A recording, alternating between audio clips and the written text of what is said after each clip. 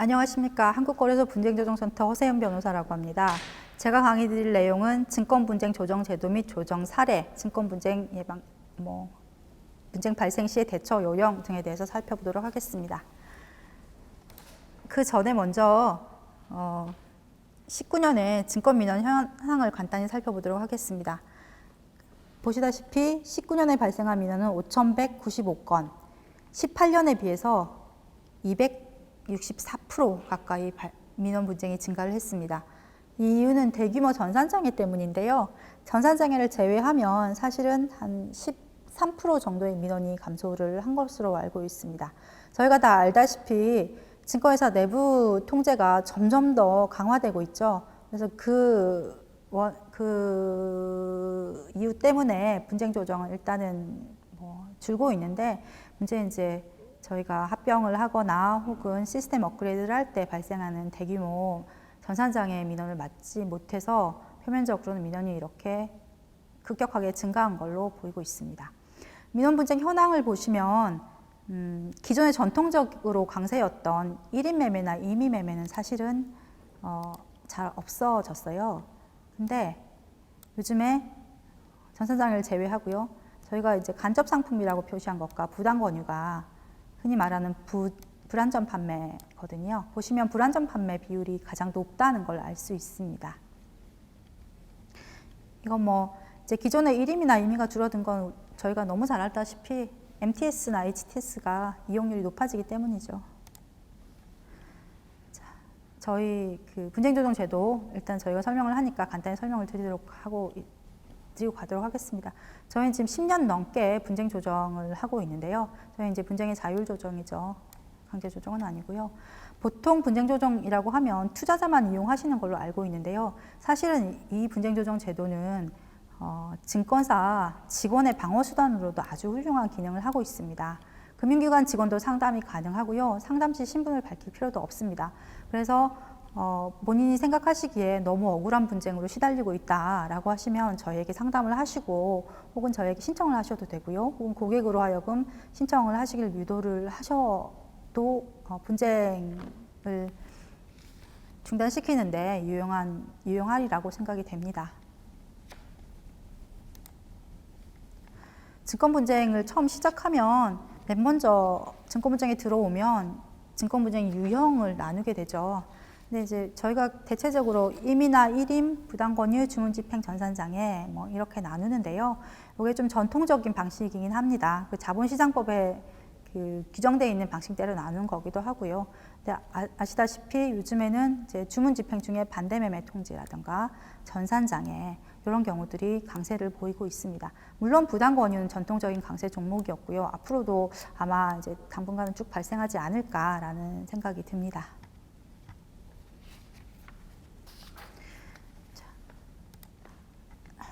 먼저 투자 권유, 부당 권유 부분에 대해서 살펴보도록 하겠습니다.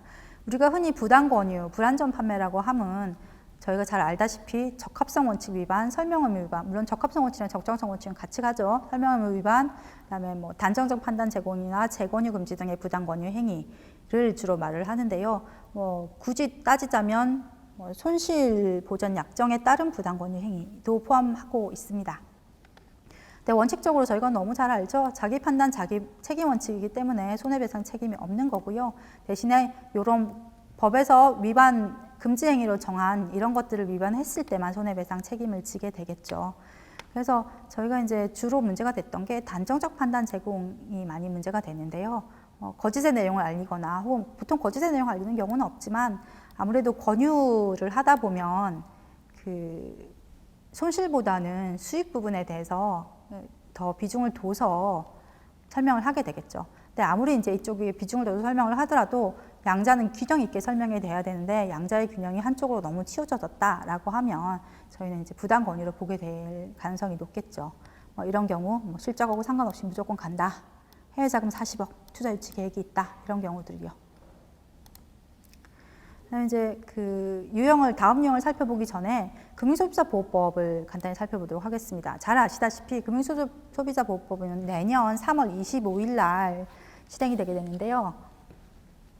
시행이 되게 되는데요. 금융투자보호법은 금융상품의 특성에 따라서 예금성, 투자성, 대출성, 보장성으로 나누고요. 판매업자도 직접 판매업자, 대리중개업자, 자문업자로 나누고 있습니다. 근데 주식이나 펀드 등의 금융투자상품의 경우는 그냥 대부분 투자성 상품에 되게 되고 사실은 크게 아주 큰 부분에서 변화는 없습니다.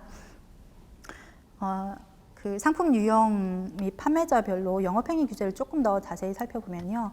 이게 저희 다 자본시장법에서 규제하던 거죠. 적합성, 적정성, 설명 의무, 부당 권유 다 규제를 하던 거, 광고 규제도 물론 맞고요. 근데 불공정 영업행위 부분이 들어갔는데 사실 이 불공정 영업행위 부분은 투자 상품보다는 보험이나 보험 쪽에서 주로 많이 은행도 가끔 있고요. 그 적용되던 원칙인데 일단은 일반론으로 그 투자 상품에도 적용되는 걸로 하고 세부적인 적용 여부는 조금 나눠져 있기 때문에 이건 이제 시행령이 제정이 되면 그때 조금 더 자세히 알 수 있을 걸로 보입니다.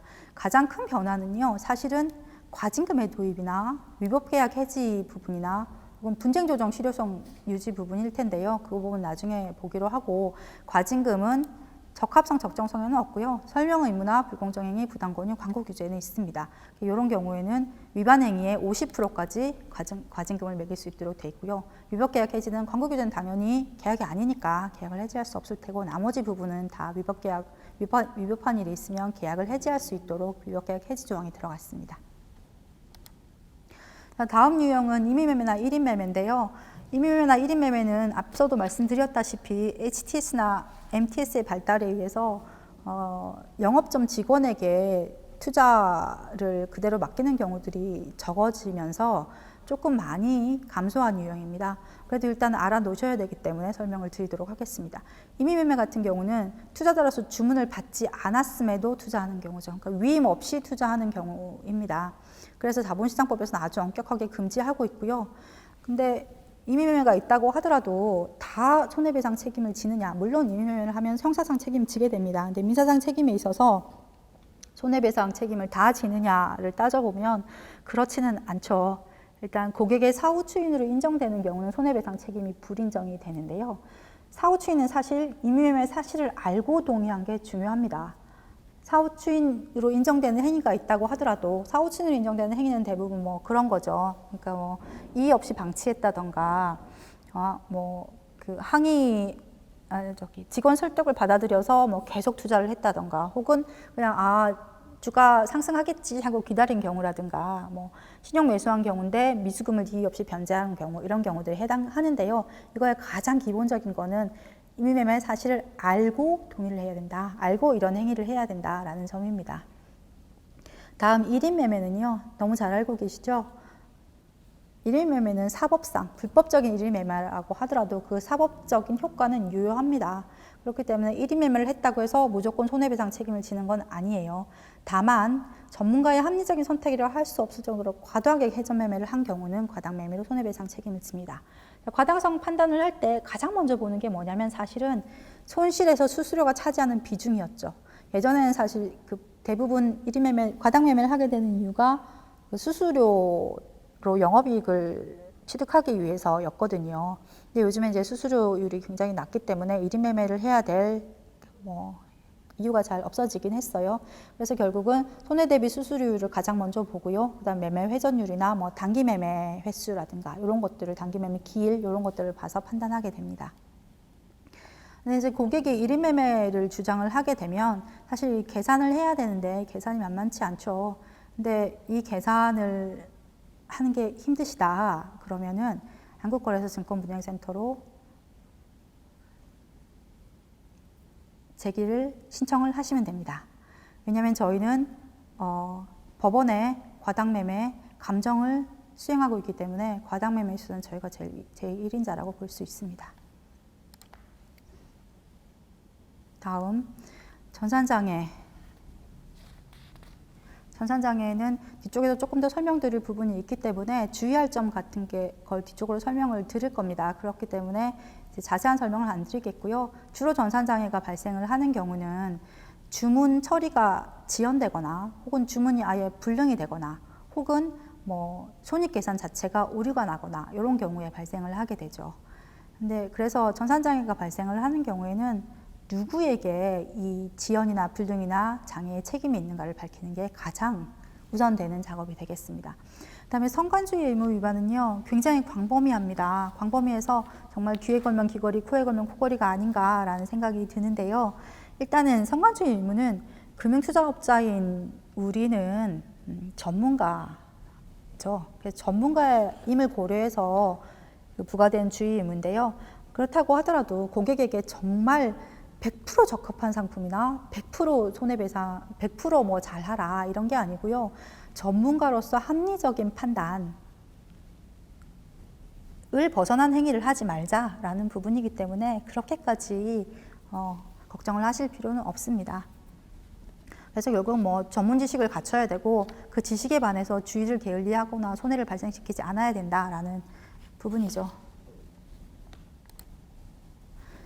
부당권유 사례를 한번 볼 텐데요. 보통 우리가 부당권유라고 하면 보통 가장 많이 발생하는 경우가 요즘엔 설명의무 위반이죠.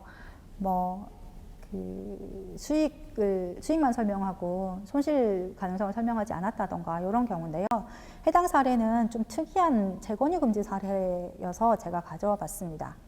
일단 자본시장법에서는 1개월 이내의 기간에 같은 상품에 대해서 다시 투자 권유를 하는 행위를 금지하고 있는데요. 해당 사안은 그런 사례인데요. 사안을 보시면 신청인 1과 2는 부부 사이예요. 근데 신청인 1은 보시면 투자 경험이 굉장히 많고요. 고위험 투자자고요. 그리고 A전자를 퇴직한 상태였는데 A전자 우선주를 보유하고 있었습니다. 신청인 2는 신청인 1의 배우자인데요. 투자 성향은 초저위험 투자자고요. 주식 투자 경험은 신청인 1로부터 증여받은 C주식 외에는 다른 주식 투자 경험은 전혀 없었습니다. 근데 이 직원이 그 신청인 1에게 전화를 해가지고 보시면 1월 21일, 2월 1일, 2월 4일, 1월 5일 쭉 투자 권유를 했어요. 근데 그래서 원래 보유하고 있던 A전자를 B호텔로, C전자를 D로 교체 투자하자라고 권유를 했어요.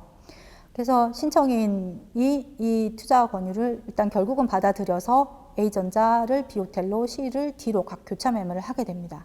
근데 여기서 재권유 금지 부분에서 다른 여러 쟁점도 있었지만 재권유 금지는 드문 편이니까 보시면 직원의 교체 매매를 권유를 할 때 신청인이 반응한 부분을 보시면 A주식, 그러니까 신청인 1의 보유주식에 대해서는요. 글쎄 뭐 반등하는 기미를 봐가면서 하겠다. 이거 노후자금이다. 이렇게 했고요. 신청인 2가 보유하고 있는 C주식에 대해서는 나중에 좀 천천히 합시다. 이거 그냥 놔두고 글쎄 내가 생각 좀 해보고 내가 전화 드릴게요. 이런 식으로 반응을 했단 말이에요. 근데 반응을 보시면 이게 크게 차이가 나나요? 정말 일도양단으로 딱 봤을 때 저건 재권유고 이건 재권유 아니네 라고 할 정도로 크게 차이는 안 나잖아요. 물론 조금의 차이는 있습니다. 근데 이제 재권유 금지라고 판단을 할 때 이게 재권유냐 혹은 재권유가 아니냐라고 판단을 할 때 한 번 권유했을 때 거부했느냐 거부하지 않았느냐가 그 주안점이거든요. 근데 이제 일단은 이렇게 해서 교체 투자를 했는데 뒤쪽으로 보시면 이 주식을 보시면 희한하게도 두 주식 다 기존에 보유하고 있던 주식은 계속 그 이후에 주가가 상승이 됐고요. 교체 투자에서 현재 보유하고 있는 주식은 이렇게 주가가 전반적으로 하락세를 보이고 있게 됩니다. 그러니까 투자자 입장에서는 사실 저 상승분, 매도해서 상승분을 보유하지 못한 부분이랑 물론 이제 손해배상 책임이 있느냐는 두 번째 문제고요. 어쨌든 일반인의 관점에서는 굉장히 억울하겠죠. 하나는 쭉 취득하지 못한 이익, 그 다음에 실제로 하락한 손실, 이걸 따지면 굉장히 손실이 크다라고 느끼게 되는 그런 상황입니다. 자, 봤을 때 결론을 말씀을 드려볼게요. 어떠실 것 같으세요? 어느 게 재권유 금지고 어느 게 재권유 금지 아닐 것 같으세요? 결론은 A 주식은 재권유 금지가 아니라고 봤고요. C 주식은 재권유 금지라고 봤습니다. 그 이유가 뭐냐면 저희가 부당권유나 불안전 판매를 판단을 할 때 판례에서 정말 정가의 보도처럼 판단하고 있는 부분이 있죠. 이거요. 이 권유가 투자 경험 및 사회적 경험이 풍부하여 투자 권유인과 일반 투자자에게 거래 위험에 수반되는 위험성에 대한 올바른 인식 형성을 방해하거나 고객의 투자 상황에 비추어 과도한 위험성을 수반하는 거래를 적극적으로 권유하는 경우에 해당하여야 손해배상 책임이 있다라고 항상 보죠. 적합성 원칙 위반이 있더라도 이런 부분에 해당하지 않으면 손해배상 책임이 없다라고 보고요. 역시나 재권이 금지에서 똑같이 그렇게 봤습니다. 그래서 신청인 1, A 주식을 매도한 신청인 1 같은 경우는요. 보시면 직장생활도 있고 사회생활 경험도 풍부하고 투자 성향도 고위험 투자자고 투자 경험도 풍부한 분이고요. 신청인 2는 전업주부셨고 초저위험 투자자였고 주식 투자 경험도 전혀 없었던 그런 부분입니다. 그렇기 때문에 재투자 권유가 A, 신청인 1에게 있어서는 인식 형성을 방해하지 못했다고 봤고요. 신청인 2에게 있어서는 이분은 경험이 전혀 없기 때문에 더 많이 직원에게 의지한다라고 봐서 인식 형성을 방해했다라고 봐서 C 주식 같은 경우는 재권유 금지에 해당한다라고 봤습니다. 항상 저희가 그 판단을 할 때 이제 손해배상 책임을 판단을 할 때 우리는 그 상황을 단편적으로 보는 게 아니라 투자 경험이나 투자 상황 이런 것들을 모두 종합적으로 고려한다라는 점이 여기서 다시 한번 알 수 있게 됩니다. 두 번째는요. 이 경우도 정말 특이한 경우인데요. 보통 우리가 그 불안전 판매로 인해서 손해배상 책임을 질 때 불법 행위에 의한 손해배상 책임을 지게 되죠. 불법 행위에 의한 손해배상 책임을 지면 대부분 손해배상액이 있으면 어느 정도 과실상계를 하게 되기 때문에 100% 손해배상 책임을 지지는 않습니다. 근데 이 사안에서는 요즘 차고 취소에 의해서 전액을 반환하게 되는 경우가 요즘에 라임 투자증권에서 금융감독원에서 라임 사태에 대해서 그런 식으로 조정 결정을 한 적이 있죠. 근데 그에 앞서서 사실 이 사례는 판례인데요.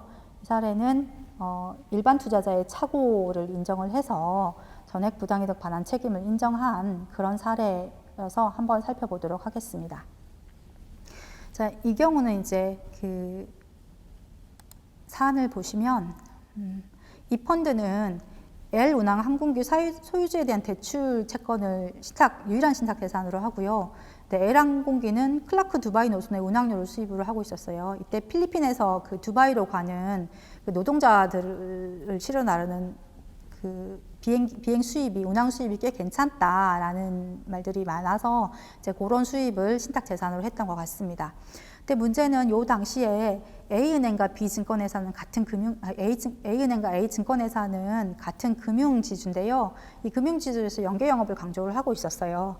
근데 A은행 소속 직원이 해당 자기 센터에 은행에 이제 무슨 은행에 뭐라고 해야 되나? PB센터 이런데 이제 고객에게 펀드 상품 가입을 권유를 하고 있었죠.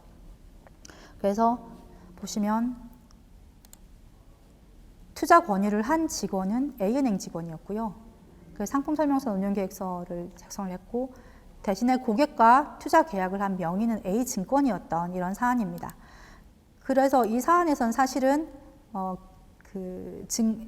쟁점이 두 개였는데요. 매매계약의 당사자가 A은행인지 A증권인지, 그 다음에 여기 매매계약이 취소가 가능한가 이런 부분이었는데요. 매매계약 당사자는 사실은 이거는 이제 큰 쟁점은 아니고 이 경우에만 특이하기 때문에 결론은 이제 A증권이다 이렇게 났는데요. 그 A증권이라고 본 이유가 그 수수료나 운용 수입 이런 것들을 A증권이 수취를 했기 때문에 근데 계좌도 A증권 계좌였고 명의도 A증권 명의였기 때문에 A증권이다라고 봤습니다. 다음 이제 문제는 차고 취소가 가능한가였는데요. 이 차고 취소가 차고를 일으켰다라고 하는 차고의 대상이 뭐였냐면 처음에 상품 설명서에는 이렇게 돼 있었어요. 인허가 완료.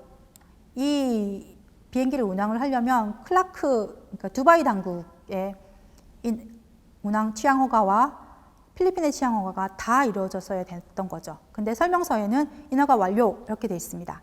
근데 설명서와 함께 교부된 운용 계획서는 필리핀 당국의 인허가 완료, 첨부 서류에도 필리핀 당국의 인허가 완료 이렇게 돼 있어서 두바이 당국의 인허가가 어떻게 되는지는 설명이 없었던 거죠. 근데 결국은 이제 나중에 지나다 보니까 두바이 당국의 인허가가 불허가 된 상황이 발생을 했어요. 그러니까 결국 비행기를 띄울 수가 없으니까 당연히 수입도 없고 그럼 이 펀드는 유지될 수 없는 이런 상황에 온 거죠. 그래서 증권회사가 이제 일반 투자자들이 손해배상 책임을 청구한 사람은 일반 투자자랑 전문 투자자랑 둘 다 청구를 했는데요. 일반 투자자들이 이 사안에서 착오 취소를 주장을 했습니다. 나는 이렇게 인허가 완료라고 돼 있고 직원도 인허가 완료라고 설명을 했기 때문에 난 못 봤다. 나는 당연히 인허가 완료가 됐을 줄 알았기 때문에 이건 너네가 잘못한 거다. 그렇기 때문에 나는 여기에 대해서 착오를 했다. 그래서 착오 취소를 하자라고 설명을 했고요.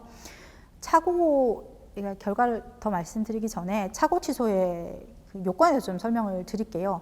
착오 취소라는 거는 일단 계약의 내용에 대해서 착오가 있어야 되고요. 계약의 내용이라는 거는 계약 변제기나 혹은 계약 기간이나 계약 금액이나 이런 것들을 말하는 거죠. 근데 사안에서는 계약의 가격이나 혹은 기간이나 이런 거에 대해서 착오가 있던 게 아니잖아요. 계약의 전제가 되는 계약을 하게 된 동기인 인허가 완료 여부에 대해서 착오가 있었던 거잖아요. 이런 경우를 동기의 착오라고 하는데요. 동기의 착오는 원칙적으로 착오 취소를 못 해요. 근데 상대방에 의해서 유발된 경우는 착오 취소를 할 수가 있거든요. 이 경우 보면 상대방이 증권회사가 설명서를 잘못 줬고 직원인 을이 설명을 잘못한 경우잖아요. 그러니까 이게 이제 상대방에 의해서 유발된 동기의 착오다라고 봐서 지금 라임의 경우에도 같은 판결을 냈더라고요. 봐서 이제 착오 취소를 일단 인정을 했는데 착오 취소의 경우에 취소를 할 수 없는 경우가 뭐냐면 이 취소를 하고자 하는 자가 중대한 과실이 있는 경우는 취소를 못 해요. 그래서 어떻게 항변을 했냐면 증권회사에서 아니 우리는 그거 있잖아. 설명서뿐만 아니라 운영계획서 첨부서류, 운영회계를 모두 교부했는데 니네가 잘 읽어봤으면 치행허가가 나지 않았다는 사실을 알 수 있었지 않냐. 그렇기 때문에 니네가 착오에 빠진 것은 니네의 중대한 과실로 인한 거다라고 항변을 했어요. 그래서 법원에서 논의를 한 결과 일반 투자자는 운용계획과 첨부서류를 읽어봐도 잘 모른다. 그렇기 때문에 상품 설명서나 설명을 잘못했기 때문에 착오에 빠졌고 거기에는 중대한 과실이 없다라고 해서 착오 취소를 인정을 했고요. 반면에 여기 같이 투자를 했던 전문 투자자 같은 경우에는 너네는 이걸 꼼꼼히 읽어봤으면 허가가 나지 않았다는 사실을 당연히 알 수 있었던 거 아니냐라고 봐서 착오 취소를 인정하지 않고 다만 손해배상 책임을 인정한 그런 판례입니다. 그래서 결국은 착오 취소를 인정하게 되면 손해배상이 아니라 부당이득 반환으로 가게 되거든요. 그러니까 원칙 전액에 대해서 반환을 받을 수 있어서 이런 경우는 조금 판매한 증권회사나 이런 이제 은행 측에 조금 책임이 더 과도하게 지어지는 그런 결과가 발생을 했습니다. 근데 이 사안이 가장 첫 번째 사안이었고요. 그다음에 라임 사태에서도 지금 착오 취소를 인정해서 전액 반환을 명했기 때문에 앞으로 착오 취소가 얼마나 인정될 것인지는 좀 지켜봐야 되는 사례가 되겠습니다. 다음 전산장애 사안인데요. 이제 이 사안은 이제 전형적인 전산장애 사안인데 일단 이건 화면 지연 사안이에요. 10시 정도에 이 사람이 이제 코스피 200 풋옵션 매도 포지션을 배기 계약 보유하고 있었는데요. 오전 10시 2분 정도에 주문을 제출을 했더니 보시다시피 주문 확인창이 작동을 안 했어요. 그리고 차트 현재가와 주문창의 현재가 시세가 불일치했고요. 주문창 가격이 이렇게 바로 반영될 수 있는 옵션을 작동시켜 놨어도 시세 업데이트가 미작동하고 이런 상황이었어요. 그래서 쭉 계속 못하다가 이 사람이 이제 10시 12분 정도에 원래 HTS 프로그램인 A 프로그램 대신에 A 플러스 프로그램이란 대체 프로그램을 이용해서 10시 12분에 주문을 하게 됩니다. 그런데 이 12분 사이에 보시다시피 주가가 쭉 계속 올랐어요. 그래서 신청인이 주장하는 매수 가능 시점이랑 신청인이 실제 매수한 시점 요거에 전산장애가 있었다고 가정할 때 손해가 얼마냐라고 보면 1,500만 원의 손해가 발생한 상황입니다. 만일에 전산장애가 증권회사 측에 책임이 있다라고 한다면요. 그래서 우리는 전산장애가 대체 누구에게 책임이 있냐를 살펴보기 시작했는데요. 처음에 혹시 이때 주문이 너무 많아 서버가 부하가 됐나, 혹은 프로그램이 오작동이 됐나, 유사 민원이 있었나, 이런 걸로 봤었는데요. 당시에 유사 민원이 없었어요. 타 고객은 전혀 민원을 제기하지 않았고 이 부분만 민원을 제기했기 때문에 일단 이게 증권회사 측의 책임이 아니지 않나라는 이제 약간 그런 의심을 받게 됐었고요. 서버 부하가 됐나를 살펴봤는데 사실 이 시기에 굉장히 거래량이 높아요. 그래서 증권회사에게 도대체 얼마 정도의 그 부하가 얼마 정도의 주문수를 처리할 수 있는 서버냐라고 물었더니 사실은 이거보다 훨씬 많은 주문수도 처리할 수 있는 서버를 가지고 있었고요. 그다음에 또 하나 이날 사실 이분이 그 오류가 발생한 게 요때뿐만 아니라 12시쯤에 14시 오후 2시쯤에도 오류가 발생했거든요. 근데 이 사안에는 사실 전혀 주문이 폭주하지 않았던 사안이었기 때문에 서버 부하 가능성에 대해서도 아니다. 유사 민원도 없다. 그럼 프로그램이 오작동했느냐라고 봤을 때 증권회사에는 유사 민원이 없었고 오작 동안 사실이 없었었죠. 저희가 이제 현장 조사도 갔었던 부분인데요. 그럼 신청인이 어떻게 됐느냐라고 봤을 때 저희 이제 뭐 확정적으로 하지는 못했지만 신청인의 컴퓨터 사안이 좀 복잡했고 프로그램 이렇게 원했던 그 용량을 갖춰놓지 못하고 있었기 때문에 신청인 접촉 환경의 문제가 아닌가라고 봤었어요. 근데 결국은 양 당사 중에서 누구의 영향에서 발생한 것인지 확인이 불가능했기 때문에 저희는 입증책임 원칙에 따라서 증권회사의 책임이 없다라고 판단한 겁니다.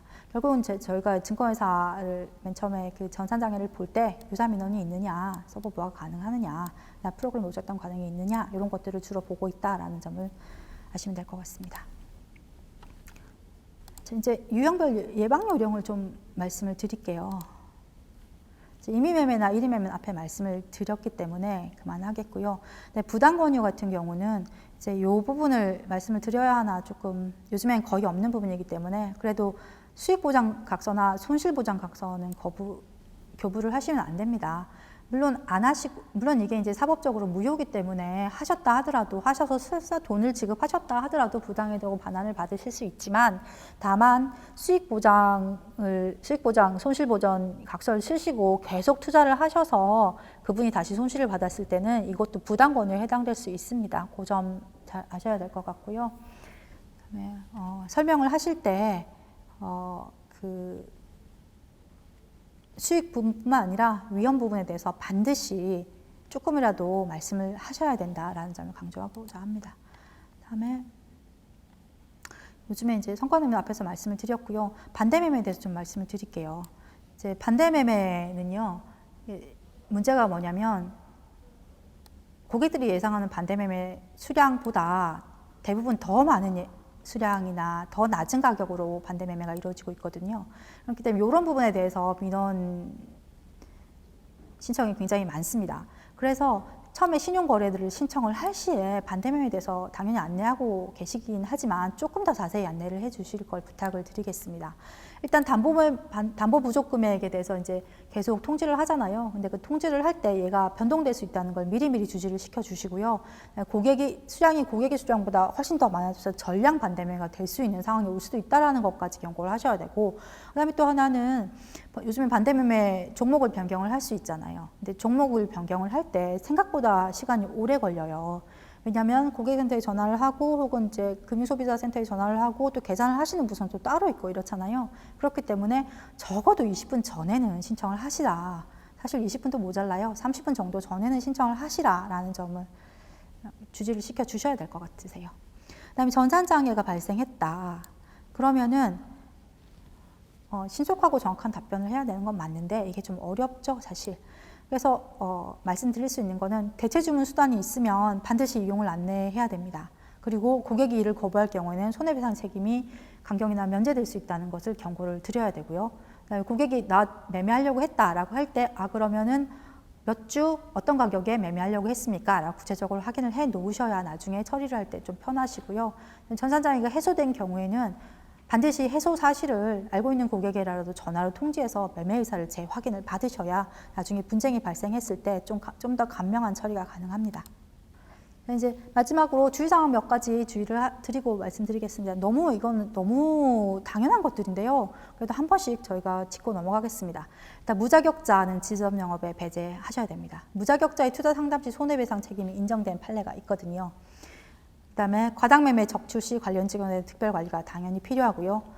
회사 업무와 무관한 증권 영업은 금지하셔야 되죠. 그러니까 뭐 좋은 의도로 이렇게 만약에 내가 투자자 신용불량자를 계좌를 열 수가 없다라고 해서 그럼 제가 제 개인 계좌로 보내세요. 제가 해드릴게요라고 하더라도 나중에 문제가 생기면 그런 선의는 사실은 인정받을 수 없습니다. 그렇기 때문에 직원 개인 계좌로 고객 자산을 입금은 반드시 금지를 하셔야 됩니다. 다음에 1인 매매 시 1인의 범위 및 취지에 맞게 운용을 하자. 아까 말씀을 드렸죠. 한 번 더 이거는 한 번 더 확인을 하세요. 보통 이렇게 명확하게 말씀하시는 부분이 참 드물거든요. 계약서를 쓰지 않는 이상. 그렇기 때문에 한 번 더 확인을 하시고 한 번 더 기록을 남겨놓으시기를 권유드립니다. 직원은 조력자이죠. 주도자 아니잖아요. 손실이 났다고 해도 직원이 손실을 떠안지는 않잖아요. 그렇기 때문에 고객과 그 매매 관련 직원의 의견이 다를 경우에 정보를 제공하고 한번 이러이러하다라고 설명을 할 뿐이지 고객의 의견에 대해서 강하게 반대를 해서 고객의 의견을 꺾지는 마세요. 그럴 경우에 문제가 생기면 본의 아니게 책임을 질 경우가 생길 수 있습니다. 손실보증 약정 안 하는 건 너무너무 당연하고요. 물론 이제 고객이 먼저 손실보전을 요구를 하면 저희한테 분쟁조정 신청을 하세요. 차라리 그게 낫지 지점장님께서 너무 힘드니까 그냥 해줘라 라고 한다고 해서 해주시면 안 됩니다. 예전에 그런 사례가 사실 있었어요. 그다음에 이거는 정말 강조하겠습니다. 개인 전화를 통한 주문 수탁은 하지 마십시오. 이게 선의로 했던 어떻든 간에 일단은 거래 내역이 통화 내역이 남아있지 않은 경우에는 혹시나 이렇게 불법을 감추려고 휴대전화를 한 거 아닌가라는 의심을 받을 수 있기 때문에 반드시 지점 전화로 하시거나 문서를 남겨놓으셔야 됩니다. 8번은 이건 강조를 더 이상 할 수 없을 정도로 강조를 해야겠죠. 시장 루머나 미공개 정보 이런 거 불확실한 사항을 하시면 안 되고요. 확신이 있다고 하더라도 투자 위험성을 함께 권고해야 되고요. 그다음에 위험성은 반드시 말씀을 하셔야 됩니다. 그다음에 분쟁 해결 후 유의사항은 이거는 이제 해결이 됐다고 해서 더 문제를 해결하고 난 이후에 더 문제를 크게 일으키시는 경우가 가끔 있는데요. 민사적으로 합의를 해도 형사사건은 별개죠. 그렇기 때문에 고객에게 이제 너무 힘들어서 고객에게 나중에 이렇게 항의를 했다던가 그래서 앙심을 품고 형사고소까지 가는 일이 없도록 하는 것이 굉장히 중요하겠습니다. 그래서 추가 분쟁 여지를 남기지 않아야 되겠습니다. 이건 너무나 당연한 거라 제가 말씀드리기가 참 하지만 그래도 말씀을 드릴게요. 민사상 손해배상과 형사처벌은 다른 의미다. 그렇기 때문에 앞에 말씀드렸듯이 손해배상을 했다고 하더라도 형사처벌의 가능성은 언제나 상존하기 때문에 이거는 항상 유의하셔야 되고요. 그다음에 소멸시효에 대해서 좀 설명을 드릴게요. 소멸시효가 언젠가요? 보통 불법행위에 기한 손해배상 청구를 하게 되고요. 그렇게 되면 불법행위를 안 날로부터 3년, 불법행위 발생 시점으로부터, 그러니까 불법행위가 있은 날로부터 10년 이렇게 손해배상 청구의 소멸시효가 진행이 되죠. 근데 이제 최근에 시세조정, 그러니까 도이치옵션 시세조정 사건에 있어서 그 안날을 이의제기를 한 날이나 금융위원회에서나 검찰이 기소를 한 날, 금융위원회에서 검찰에 고발을 한 날, 이런 경우를 기산점으로 보지 않았고요. 1심이나 민사나 형사 1심 판결을 기산점으로 본 판결이 있습니다. 그래서 이건 일반 투자자에게만 해당되는 사안인데요. 좀 더 일반 투자자에게 유리하게 투자자 보호를 위해서 소멸시효를 기산점을 해석하고 있다라는 점을 알고 계시면 될 것 같습니다.